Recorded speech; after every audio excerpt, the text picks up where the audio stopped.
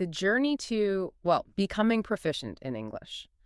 It often starts not with a grammar book, but with a battle inside your own head. Today, we're taking the deep dive into source material that confronts that mental roadblock head on. It's that persistent, nagging voice that tells you, it's too late for me to learn. Right. We've been analyzing excerpts from a really powerful motivational series. It's titled The Second Best Time Is Now, Learning English Motivation. Mm. And it's designed to be, a lifeline for the adult learner. Our mission today is to distill the core psychological arguments within it. We want to equip you not just with tips, but with the conviction to overcome that hesitation and embrace the process. That hesitation is just so common, isn't it? If you're listening right now, chances are you felt that crushing weight of regret thinking, I should have started this years ago, or I'm too old, my brain just won't absorb it like a child's would. It's the universal internal dialogue of the hesitant adult learner. And the source acknowledges this, but then it immediately shatters the underlying assumption. The central argument we're going to unpack is that there is no perfect age to start learning. There is only today. Okay. That acceptance of the past paired with the powerful imperative of the present, that's the key to unlocking motivation. Okay, so let's unpack this idea that age is the biggest hurdle. I mean, this is a real thing people believe in, this critical period hypothesis, this belief that if you don't learn a language before puberty, you're basically doomed to struggle. What does the source material offer to challenge that? It challenges it by presenting data points you see every single day. The source observes that people start learning English at, well, virtually every stage of life.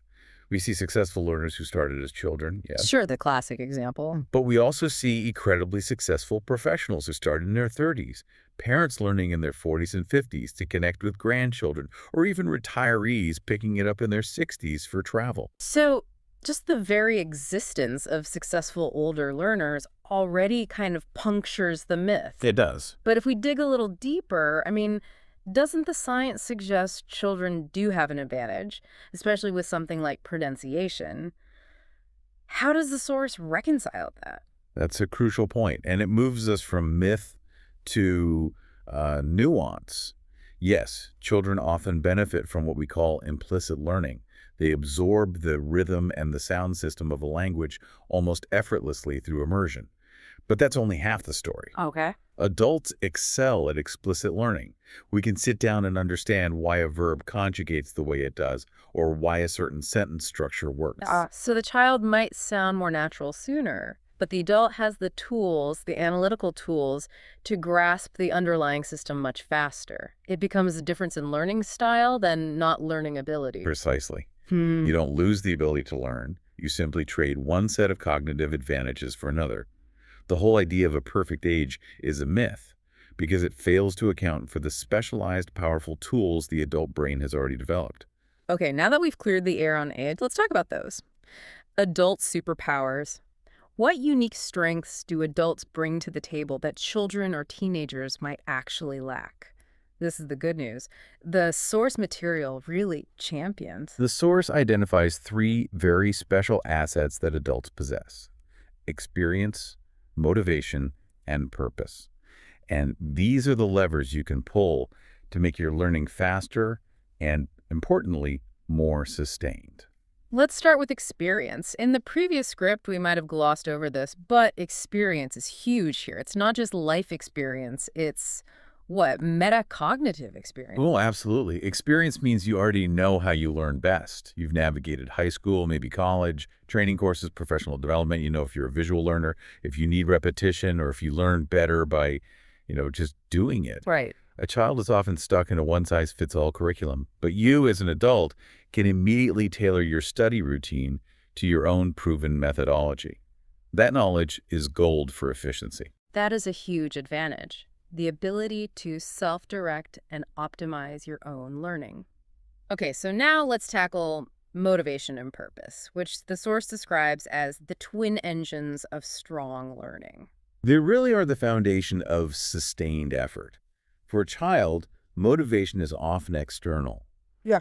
Doing homework to pass a test or maybe to avoid disappointing your parents. Sure. That external pressure often just collapses when the external factor is removed. But the adult learner who is choosing this path for themselves operates on a completely different fuel. Exactly.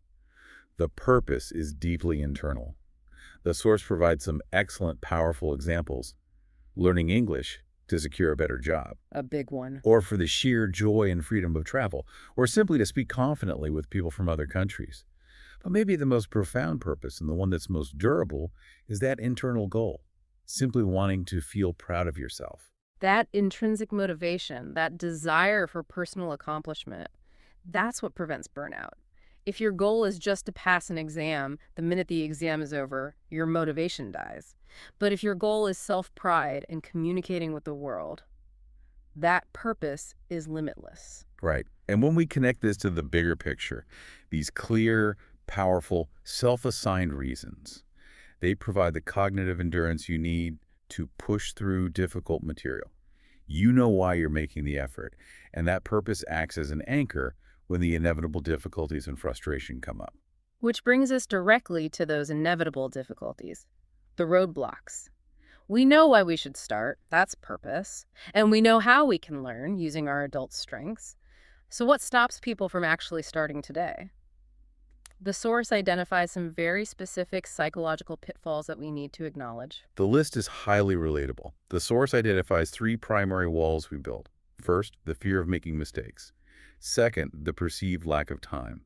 And third, that self-limiting belief that you're just not good at languages, which often comes from a bad experience in school years ago. Let's focus on that first one, the fear of making mistakes, because that seems to be the highest wall for most people. It taps into our deep-seated need for competence and social acceptance. We choose silence because we fear the temporary embarrassment of a flubbed verb or a mispronounced word. And this psychological phenomenon is sometimes called the affective filter. It's this emotional wall that prevents input and output when our anxiety is high. And this is the crucial truth the source insists on. Making mistakes is not a barrier to learning. It is the process of learning. If you're not making mistakes, you're not trying hard enough. That reframing is so essential. When you hear a fluent speaker, you are hearing the end result of thousands of corrected errors. You are. The source reminds us that every single fluent English speaker started exactly where you are right now. Right. They forgot words, they used the wrong tenses, they felt awkward and they felt embarrassed, but they continued. Right. The difference between the hesitant beginner and the successful fluent speaker is not some innate talent. It's continuity and a refusal to let fear halt the process. So the governing principle, the core motivational takeaway here, has to be that learning English is about progress, not perfection. We're aiming for continuous, incremental forward movement. Exactly. And if you accept that principle, that progress is the goal, then the second roadblock, the lack of time, it immediately loses its power. We often think that studying means carving out, 2 hours every night. The source really disputes this massive investment theory. It states pretty clearly you don't need to study for hours, you don't need expensive courses, and you don't need to be young. What you do need are small, consistent steps that minimize the cognitive load. So what are those? Those highly effective micro-commitments the source recommends. The source offers a very clear prescription for making language learning a sustainable daily habit. It's all about reducing the task so much that the decision fatigue is eliminated. Okay, so what are they? The required small steps are: listen to English for 10 minutes a day, learn 5 new words, repeat simple sentences, and vitally, speak out loud even if you're alone. 10 minutes of listening and 5 words? That's not a study session, that's a coffee break activity. The brilliance there is the psychological mechanism. By making the commitment so minuscule, you ensure compliance. It's actually easier to just do the tiny thing than to worry about the massive goal. Precisely, and that consistent micro-commitment sustains the habit, and the habit is what creates fluency. You don't get fluent overnight, but you gain measurable progress every single week. The source promises that these small steps every day create big results. And to help internalize this shift in focus, moving away from shame and toward progress, the source encourages the listener to engage in a specific repetition exercise. To affirm these truths daily, we'd recommend you start adopting this immediately. It's all about building confidence and dismantling those internal barriers through consistent self-talk. The first affirmation is, I can learn English. Simple enough. The second, I am not too late. And perhaps the most powerful anchor of continuity, every day I improve. That cyclical repetition, it anchors the idea of growth. It moves your focus from the impossible massive goal of fluency to the achievable reality of today's improvement. It uses that intrinsic motivation, that desire for self-pride, to fuel the continued effort. It creates a positive feedback loop. You take a small step, you affirm your improvement, and that psychological success makes it easier to take the next small step tomorrow. So what does this all mean for you, the listener? We've dismantled the age myth by highlighting the specific strengths of adult cognition. We've established the immense, durable power of self-assigned purpose. And we've reduced the necessary action into small, sustainable steps built around the principle of progress, not perfection. It brings us right back to the source's most quotable line, the concept that defines this entire deep dive. Well, the best time to start learning English was years ago. The second best time is now. It's an acceptance of the past paired with a declaration of commitment to the present. And that's the call to action. Stop waiting for the right moment or that elusive feeling of being ready. The only way to get ready is to start. Start today. Start now. And if you apply that principle consistently, if you choose progress over paralysis, the source offers a deeply satisfying future perspective. One day, you will look back, perhaps months or years from now, and say, I'm so glad I didn't give up. That future gratitude is the reward for facing today's fear and starting those small steps. That future self is counting on you. So we established that mistakes are necessary for progress, not perfection. And the source encourages you to move past the fear by making the effort to speak out loud. So for our final provocative thought, what is one small risk-filled step? A single spoken sentence, a new word used with a colleague, maybe a question asked out loud in English. What will you commit to today, knowing that temporary embarrassment is the price of future success? Choose that action right now.